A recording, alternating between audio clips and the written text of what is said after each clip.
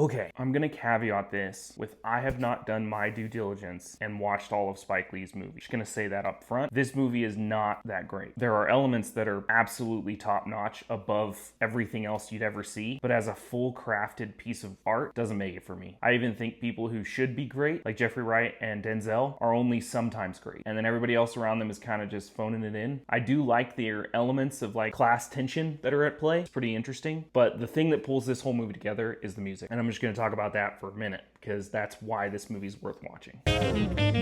If you read the Rolling Stones article that's interviewing Spike Lee and the composer, I don't remember the composer, Howard Drawson. If you read the article about this and you kind of get the sense of what they're trying to do with the music, it's really interesting and it's really cool. It's taking kind of that route towards music being so much more of a character in the film, right? There's the baby drivers in the world that are so integrated with their sound design that it elevates the art, but that's such an intense and hard thing to accomplish that it only happens every so often, right? Well, this is one of those films that does that. It's trying to represent character development from the music itself. So to start with back up. They start with Oklahoma, the musical, the song "Oh What a Beautiful Morning," which is a country-derived piece of music that Spike Lee chose as he was showing the buildings of New York because the cows stand like statues. Which, fair enough, interesting dichotomy between the city and the countryside, right? And are the buildings in New York cows?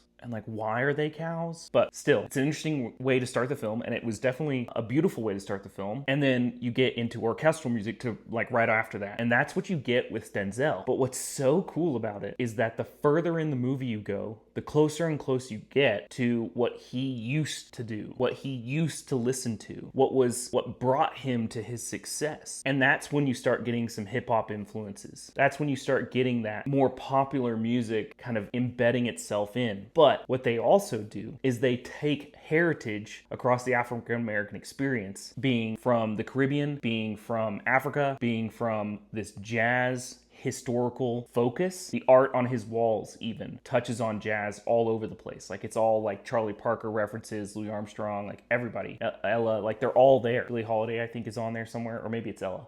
Correct me if I'm wrong, which singer was on the artwork. But as they get further in the film, in that orchestral stuff, improvisation starts to weave its way in. And then the harmonic choices and the melodic choices get more and more complicated. And then eventually it breaks and Denzel is like back in the hip hop world with when he meets this rapper who wanted his attention, and did the kidnapping, all that stuff. That scene, by the way, where he meets him, best scene in the whole movie. I freaking loved Denzel dropping into that rap/spoken word focus. And it's just so fun to listen to and intriguing. And that's where Denzel shined. I wish the whole movie had been like that, or not spoken word, but I wish that level of gravitas and intensity had been through the whole film, because everything else felt kind of bland and cold and flat, versus when you get to that, it's like this explosion of just like absolute tension, and you would have expected that to be through the whole movie. But anyway, back to the music. The character development of Denzel all the way to the end is represented in the musical choices throughout. And when you get to the end and you hear the song Highest to Lowest, it's him, which they could have given one more shot of his ear, by the way, just so you got like, oh, this is what he's hearing during that scene. But you get a combination of his representation of jazz, his representation of his heritage, the representation of hip-hop /R&B/blues, like the whole African-American experience, which maybe I'm wrong about this.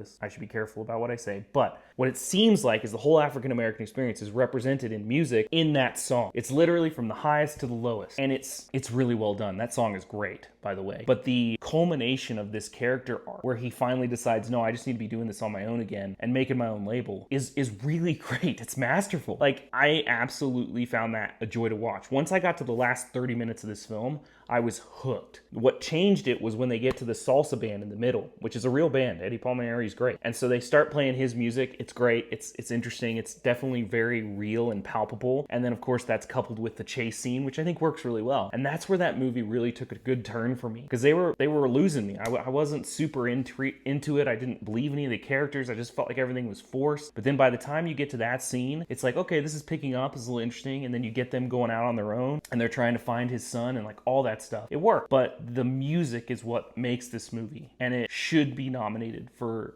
an Oscar, for whatever it can get, any award it can get. So I liked this film because of those elements, but I think it could have been a lot better, and that's unfortunate because the sound specifics in regards to musical composition, improvisation, and historical significance are just out of this world. So, what do you guys think? Do you think this movie's better than I'm giving it credit for? Do you think that the music does hit all those notes? Pun intended. Let me know down in the comments. Don't forget to like and subscribe. Thanks for watching.